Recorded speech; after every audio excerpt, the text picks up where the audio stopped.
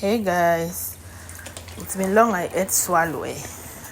I just found this soup in my memory box, like in my gallery. I was like, oh, it's been long I ate swallow. Honestly, I've always been cooking rice, chewables, spaghetti, all the chewables I've been cooking, but it's been a while I cooked swallow.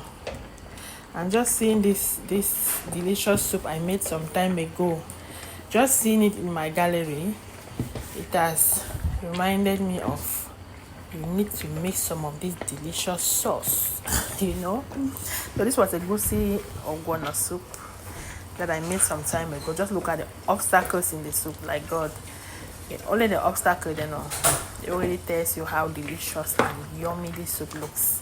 I really love to make swallow soup only when I've gone to the market so I can get all the stocks. See you guys. Bye.